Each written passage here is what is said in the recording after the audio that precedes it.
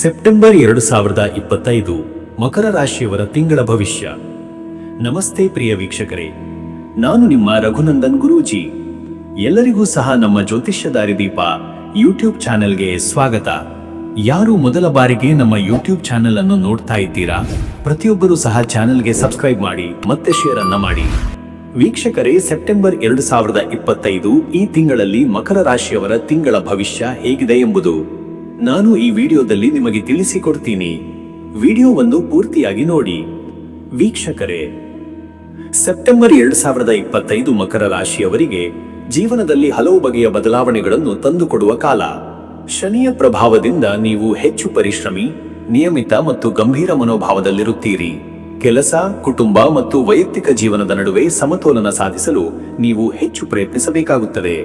ಈ ತಿಂಗಳಲ್ಲಿ ಕೆಲವು ಹಳೆಯ ಸಮಸ್ಯೆಗಳು ಮತ್ತೆ ಎದುರಾಗಬಹುದು, ಆದರೆ ಅವುಗಳನ್ನು ಶಾಂತವಾಗಿ ಕ್ರಮಬದ್ಧವಾಗಿ ಪರಿಹರಿಸಿದರೆ ಉತ್ತಮ ಫಲಿತಾಂಶ ಸಿಗುತ್ತದೆ. ಗುರುನ ಪ್ರಭಾವದಿಂದ ನಿಮ್ಮ ಚಿಂತನೆಗೆ ಹೊಸ ದೃಷ್ಟಿಕೋನ ಬರುತ್ತದೆ. ಭವಿಷ್ಯದ ಯೋಜನೆಗಳನ್ನು ರೂಪಿಸುವ ಉತ್ಸಾಹ ಹೆಚ್ಚುತ್ತದೆ. ಸಾಮಾಜಿಕ ಜೀವನದಲ್ಲೂ ಬದಲಾವಣೆಗಳು ಕಂಡುಬರುತ್ತವೆ. ಹೊಸ ಪರಿಚಯಗಳು ಮತ್ತು ಸ್ನೇಹಿತರ ಮೂಲಕ ನಿಮಗೆ ಸಹಾಯ ದೊರೆಯಬಹುದು. ಕೆಲವೊಮ್ಮೆ ಆತ್ಮವಿಶ್ವಾಸ ಕಡಿಮೆಯಾಗುವಂತಾದರೂ ನಿಮ್ಮ ತಾಳ್ಮೆ ಮತ್ತು ಶಿಸ್ತು ನಿಮಗೆ ಕಷ್ಟಗಳನ್ನು ದಾಟಿಸಿಕೊಳ್ಳಲು ನೆರವಾಗುತ್ತವೆ. ಈ ತಿಂಗಳು ನಿಮ್ಮ ಪ್ರಯತ್ನಗಳ ಫಲ ತಡವಾಗಿ ಸಿಕ್ಕರೂ ಅದನ್ನು ಬಲವಾದ ಅನುಭವವಾಗಿ ಪರಿಗಣಿಸಿದರೆ ಮುಂದೆ ಇನ್ನಷ್ಟು ಸಾಧನೆಗಳಿಗೆ ದಾರಿ ತೆರೆದುಕೊಳ್ಳುತ್ತದೆ. ಒಟ್ಟಾರೆ ಇದು ಕಷ್ಟ ಪರೀಕ್ಷೆಗಳ ಕಾಲವಾಗಿದ್ದರೂ ಆತ್ಮವಿಶ್ವಾಸ, ತಾಳ್ಮೆ ಮತ್ತು ಶ್ರದ್ಧೆಯಿಂದ ಮುಂದೆ ಸಾಗಿದರೆ ಪ್ರಗತಿಯ ಹೆಜ್ಜೆಗಳು ನಿಧಾನವಾಗಿ ಆದರೆ ಖಚಿತವಾಗಿ ನಡೆಯುತ್ತವೆ. ಮತ್ತೆ ವೀಕ್ಷಕರೇ, ನಿಮ್ಮ ಕೆಲಸದ ವಿಚಾರಕ್ಕೆ ಬಂದರೆ ಈ ತಿಂಗಳು ಮಕರ ರಾಶಿಯವರಿಗೆ ಕೆಲಸದ ಕ್ಷೇತ್ರದಲ್ಲಿ ತಾಳ್ಮೆ ಮತ್ತು ಶಿಸ್ತಿನ ಪರೀಕ್ಷೆಯಾಗುತ್ತದೆ. ಶನಿಯ ಪ್ರಭಾವದಿಂದ ನಿಮ್ಮ ಪರಿಶ್ರಮ ನಿಧಾನವಾಗಿ ಫಲ ನೀಡುವ ಸಾಧ್ಯತೆ ಇದೆ. ಆದ್ದರಿಂದ ತುರ್ತು ನಿರ್ಧಾರಗಳನ್ನು ತಪ್ಪಿಸಿಕೊಳ್ಳುವುದು ಒಳಿತು. ಈ ತಿಂಗಳಲ್ಲಿ ನಿಮ್ಮ ಜವಾಬ್ದಾರಿಗಳು ಹೆಚ್ಚಾಗುತ್ತವೆ. ಹೊಸ ಯೋಜನೆಗಳು ಅಥವಾ ಹಳೆಯ ಕೆಲಸಗಳನ್ನು ಪೂರ್ಣಗೊಳಿಸಲು ಹೆಚ್ಚು ಸಮಯ ಮತ್ತು ಶ್ರಮ ಬೇಕಾಗುತ್ತದೆ. ಅಧಿಕಾರಿಗಳು ಮತ್ತು ಹಿರಿಯರಿಂದ ಒತ್ತಡ ಇರುವುದರಿಂದ ಕೆಲಸದ ಒತ್ತಡ ಹೆಚ್ಚಬಹುದು. ಆದರೆ ಶಿಸ್ತು ಮತ್ತು ನಿಯಮಿತ ಕಾರ್ಯಪದ್ಧತಿಯಿಂದ ನೀವು ಒಳ್ಳೆಯ ಹೆಸರನ್ನು ಗಳಿಸಬಹುದು. ಹೊಸ ಅವಕಾಶಗಳನ್ನು ಹುಡುಕುತ್ತಿರುವವರಿಗೆ ಈ ತಿಂಗಳಲ್ಲಿ ಉತ್ತಮ ಸಂಪರ್ಕಗಳು ದೊರೆಯಬಹುದು, ಆದರೆ ಅವುಗಳನ್ನು ಬಳಸಿಕೊಳ್ಳಲು ಧೈರ್ಯ ಮತ್ತು ಆತ್ಮವಿಶ್ವಾಸ ಅಗತ್ಯ. ವ್ಯವಹಾರದಲ್ಲಿರುವವರು ಜಾಗರೂಕತೆಯಿಂದ ನಿರ್ಧಾರ ಕೈಗೊಂಡರೆ ಲಾಭವಾಗುತ್ತದೆ, ಆದರೆ ಸಹಭಾಗಿತ್ವದ ವ್ಯವಹಾರಗಳಲ್ಲಿ ಸ್ವಲ್ಪ ಎಚ್ಚರಿಕೆ ವಹಿಸಬೇಕು. ಸಹೋದ್ಯೋಗಿಗಳೊಂದಿಗೆ ತಪ್ಪು ಅರ್ಥದ ಭಾವನೆಗಳು ಉಂಟಾಗುವ ಸಾಧ್ಯತೆ ಇದೆ, ಆದ್ದರಿಂದ ಸಂವಹನದಲ್ಲಿ ಸ್ಪಷ್ಟತೆ ಕಾಪಾಡಿಕೊಳ್ಳುವುದು ಮುಖ್ಯ. ವೀಕ್ಷಕರೇ, ಈ ತಿಂಗಳು ಕೆಲಸದ ಪ್ರಗತಿ ನಿಧಾನವಾಗಿದ್ದರೂ ನೀವು ಮಾಡಿದ ಪರಿಶ್ರಮ ದೀರ್ಘಕಾಲದ ಲಾಭ ತಂದುಕೊಡುತ್ತದೆ. ಶ್ರದ್ಧೆ, ತಾಳ್ಮೆ ಮತ್ತು ನಿಯಮಿತ ಕಾರ್ಯವೈಖರಿ ನಿಮ್ಮ ಯಶಸ್ಸಿಗೆ ಕೀಲಿ. ಮತ್ತೆ ವೀಕ್ಷಕರೇ, ನಿಮ್ಮ ಹಣಕಾಸಿನ ವಿಚಾರಕ್ಕೆ ಬಂದರೆ ಮಕರ ರಾಶಿಯವರ ಹಣಕಾಸಿನ ಪರಿಸ್ಥಿತಿ ಸ್ಥಿರವಾಗಿದ್ದರೂ ಹೆಚ್ಚು ಜಾಗೃತೆಯಿಂದ ನಡೆದುಕೊಳ್ಳಬೇಕಾದ ಸಮಯ. ಈ ತಿಂಗಳಲ್ಲಿ ಹಣ ಬರುವ ದಾರಿಗಳು ಇದ್ದರೂ ಖರ್ಚುಗಳು ಸಹ ಹೆಚ್ಚಾಗುವ ಸಾಧ್ಯತೆ ಇದೆ. ಕುಟುಂಬದ ಅಗತ್ಯಗಳು, ಆರೋಗ್ಯ ಸಂಬಂಧಿತ ವೆಚ್ಚಗಳು ಅಥವಾ ಅಪ್ರತೀಕ್ಷಿತ ಖರ್ಚುಗಳು ನಿಮ್ಮ ಬಜೆಟ್ ಮೇಲೆ ಒತ್ತಡ ತರಬಹುದು. ಆದ್ದರಿಂದ ಅಗತ್ಯವಿಲ್ಲದ ಖರ್ಚುಗಳನ್ನು ತಪ್ಪಿಸಿ ಯೋಜಿತ ರೀತಿಯಲ್ಲಿ ಹಣವನ್ನು ಬಳಸಿಕೊಳ್ಳುವುದು ಒಳಿತು. ವ್ಯವಹಾರ ಮಾಡುತ್ತಿರುವವರಿಗೆ ಸಣ್ಣ ಮಟ್ಟದ ಲಾಭ ದೊರೆಯಬಹುದು, ಆದರೆ ದೊಡ್ಡ ಹೂಡಿಕೆಗಳಿಗೆ ಇದು ಸೂಕ್ತ ಸಮಯವಲ್ಲ. ಹಳೆಯ ಸಾಲ ಅಥವಾ ಬಾಕಿ ಪಾವತಿ ಮಾಡುವ ಅಗತ್ಯ ಎದುರಾಗಬಹುದು. ಹೂಡಿಕೆ ವಿಚಾರದಲ್ಲಿ ಎಚ್ಚರಿಕೆ ವಹಿಸಿ ಹೆಚ್ಚಿನ ಅಪಾಯ ಇರುವ ಯೋಜನೆಗಳನ್ನು ತಾತ್ಕಾಲಿಕವಾಗಿ ತಪ್ಪಿಸುವುದು ಒಳಿತು. ಆದಾಯ ಸ್ಥಿರವಾಗಿದ್ದರೂ ಹಣಕಾಸಿನ ಸಮತೋಲನ ಕಾಪಾಡುವುದು ಮುಖ್ಯ. ಈ ತಿಂಗಳಲ್ಲಿ ಆರ್ಥಿಕ ಪ್ರಗತಿ ನಿಧಾನಗತಿಯಲ್ಲಿ ನಡೆಯುತ್ತದೆ, ಆದರೆ ಜಾಣ್ಮೆಯಿಂದ ಹಣವನ್ನು ನಿರ್ವಹಿಸಿದರೆ ಭವಿಷ್ಯದ ದೃಷ್ಟಿಯಿಂದ ಒಳ್ಳೆಯ ನೆಲೆ ಸಿಗುತ್ತದೆ. ಸರಿಯಾದ ಯೋಜನೆ, ಮಿತ ವ್ಯಯ ಹಾಗೂ ಜಾಗೃತಿಯಿಂದ ಹಣಕಾಸು ಸ್ಥಿತಿ ಸುಧಾರಣೆಯ ಮಾರ್ಗದಲ್ಲಿರುತ್ತದೆ. ಇನ್ನು ವೀಕ್ಷಕರೇ, ನಿಮ್ಮ ಆರೋಗ್ಯದ ವಿಚಾರಕ್ಕೆ ಬಂದರೆ ಈ ತಿಂಗಳು ಮಕರ ರಾಶಿಯವರು ತಮ್ಮ ಆರೋಗ್ಯದ ಕಡೆ ಹೆಚ್ಚು ಗಮನ ಹರಿಸಬೇಕಾದ ಸಮಯ. ಕೆಲಸ ಮತ್ತು ಜವಾಬ್ದಾರಿಗಳ ಒತ್ತಡದಿಂದಾಗಿ ಮಾನಸಿಕ ದಣಿವು ಮತ್ತು ಶಾರೀರಿಕ ಆಯಾಸ ಅನುಭವಿಸಬಹುದು. ನಿದ್ರೆ ಅಲ್ಪವಾಗುವುದು, ಒತ್ತಡದಿಂದ ತಲೆನೋವು ಅಥವಾ ದೇಹದಲ್ಲಿ ದುರ್ಬಲತೆ ಕಾಣಿಸಿಕೊಳ್ಳುವ ಸಾಧ್ಯತೆ ಇದೆ. ಆದ್ದರಿಂದ ದಿನಚರಿಯಲ್ಲಿ ವಿಶ್ರಾಂತಿ ಮತ್ತು ಸಮತೋಲನ ಕಾಪಾಡಿಕೊಳ್ಳುವುದು ಅತ್ಯಂತ ಅಗತ್ಯ. ಆಹಾರದಲ್ಲಿ ನಿಯಮ ಕಾಪಾಡದೇ ಇದ್ದರೆ ಜೀರ್ಣಕ್ರಿಯೆ ಸಂಬಂಧಿತ ತೊಂದರೆಗಳು, ಗ್ಯಾಸ್ಟ್ರಿಕ್ ಅಥವಾ ಹೊಟ್ಟೆಯ ಅಸೌಕರ್ಯ ಎದುರಾಗಬಹುದು. ಹಳೆಯ ಕಾಯಿಲೆ ಇರುವವರು, ಹಾಗೆಂದರೆ ಸಂಧಿವಾತ, ಹೃದಯ, ರಕ್ತದ ಒತ್ತಡ, ಹೆಚ್ಚಿನ ಜಾಗೃತೆ ವಹಿಸಬೇಕು.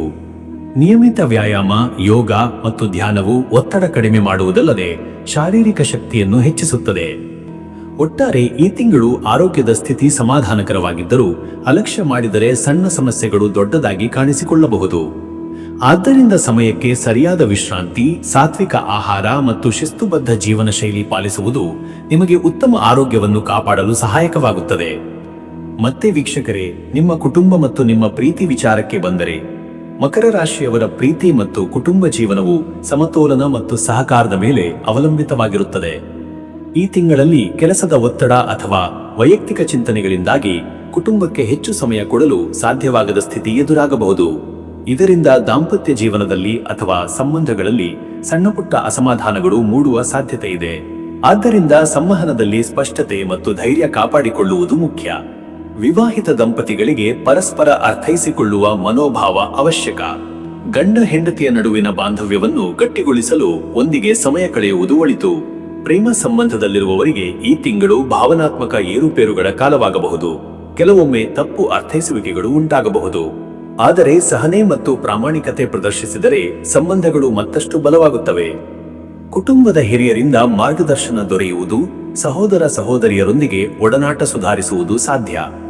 ಮಕ್ಕಳ ವಿದ್ಯಾಭ್ಯಾಸ ಅಥವಾ ಅವರ ಭವಿಷ್ಯದ ಬಗ್ಗೆ ಚಿಂತನೆ ಹೆಚ್ಚಾದರೂ ಕುಟುಂಬದ ಒಗ್ಗಟ್ಟಿನಿಂದ ಸಮಸ್ಯೆಗಳನ್ನು ನಿಭಾಯಿಸಬಹುದು.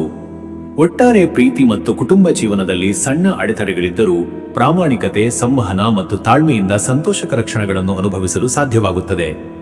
ಇನ್ನು ವೀಕ್ಷಕರೇ, ವಿದ್ಯಾರ್ಥಿಗಳ ವಿದ್ಯಾಭ್ಯಾಸದ ವಿಚಾರವಾಗಿ ನೋಡುವುದಾದರೆ, ಮಕರ ರಾಶಿಯ ವಿದ್ಯಾರ್ಥಿಗಳಿಗೆ ಶ್ರಮ ಮತ್ತು ಕೇಂದ್ರೀಕರಣ ಅಗತ್ಯವಿರುವ ತಿಂಗಳು. ಈ ಸಮಯದಲ್ಲಿ ಗಮನ ತಪ್ಪಿಸುವ ಅಂಶಗಳು ಹೆಚ್ಚು ಇರಬಹುದು. ಸ್ನೇಹಿತರ ಒತ್ತಡ, ಆಲಸ್ಯ ಅಥವಾ ಸಾಮಾಜಿಕ ಚಟುವಟಿಕೆಗಳಿಂದ ಓದಿನಲ್ಲಿ ವ್ಯತ್ಯಯ ಉಂಟಾಗಬಹುದು. ಆದ್ದರಿಂದ ಗುರಿಯನ್ನು ಸ್ಪಷ್ಟವಾಗಿ ಹೊಂದಿ ಸಮಯವನ್ನು ಸರಿಯಾಗಿ ನಿರ್ವಹಿಸಿದರೆ ಉತ್ತಮ ಫಲಿತಾಂಶಗಳನ್ನು ಪಡೆಯಬಹುದು. ಸ್ಪರ್ಧಾತ್ಮಕ ಪರೀಕ್ಷೆಗಳಿಗಾಗಿ ತಯಾರಿ ಮಾಡುತ್ತಿರುವವರು ಹೆಚ್ಚಿನ ಪರಿಶ್ರಮ ತೋರಬೇಕು, ಏಕೆಂದರೆ ಫಲ ನಿಧಾನವಾಗಿ ಬಂದರೂ ನಿರಂತರ ಶ್ರಮವು ಯಶಸ್ಸು ತರುತ್ತದೆ. ಉನ್ನತ ಶಿಕ್ಷಣ ಪಡೆಯುತ್ತಿರುವ ವಿದ್ಯಾರ್ಥಿಗಳಿಗೆ ಮಾರ್ಗದರ್ಶಕರ ಸಹಾಯ ದೊರೆತು ಹೊಸ ಜ್ಞಾನ ಹಾಗೂ ಅಧ್ಯಯನದ ಅವಕಾಶಗಳು ದೊರಕಬಹುದು. ತಾಂತ್ರಿಕ, ವಿಜ್ಞಾನ ಅಥವಾ ನಿರ್ವಹಣಾ ಕ್ಷೇತ್ರದ ವಿದ್ಯಾರ್ಥಿಗಳು ವಿಶೇಷ ಪ್ರಗತಿಯನ್ನು ಸಾಧಿಸುವ ಸೂಚನೆಗಳಿವೆ. ಮಕ್ಕಳ ಶಿಕ್ಷಣದ ವಿಷಯದಲ್ಲಿ ಪೋಷಕರು ಹೆಚ್ಚು ಗಮನ ಹರಿಸಬೇಕಾದ ಸಮಯ. ಅವರ ಮನೋಸ್ಥಿತಿ ಮತ್ತು ಆತ್ಮವಿಶ್ವಾಸವನ್ನು ಹೆಚ್ಚಿಸಲು ಪ್ರೋತ್ಸಾಹ ನೀಡುವುದು ಅಗತ್ಯ. ಒಟ್ಟಾರೆ ಈ ತಿಂಗಳು ವಿದ್ಯಾರ್ಥಿಗಳಿಗೆ ಸವಾಲಿನದ್ದಾದರೂ ಶಿಸ್ತಿನಿಂದ ಓದಿದರೆ ಯಶಸ್ಸು ನಿಮ್ಮ ಪಕ್ಕದಲ್ಲೇ ಇರುತ್ತದೆ. ವೀಕ್ಷಕರೇ, ನೀವು ಮಕರ ರಾಶಿಯವರು ಆಧ್ಯಾತ್ಮಿಕ ಚಿಂತನೆಗಳತ್ತ ಹೆಚ್ಚು ಆಕರ್ಷಿತರಾಗುವ ಸಾಧ್ಯತೆ ಇದೆ. ಕೆಲಸ ಮತ್ತು ಕುಟುಂಬದ ಒತ್ತಡದಿಂದ ಮನಸ್ಸಿನಲ್ಲಿ ಶಾಂತಿಯ ಕೊರತೆ ಉಂಟಾಗಬಹುದು. ಅದನ್ನು ಸಮತೋಲನಗೊಳಿಸಲು ಧ್ಯಾನ, ಪ್ರಾರ್ಥನೆ ಮತ್ತು ಪವಿತ್ರ ಸ್ಥಳಗಳ ಭೇಟಿಯಿಂದ ಮನಃಶಾಂತಿ ದೊರೆಯುತ್ತದೆ.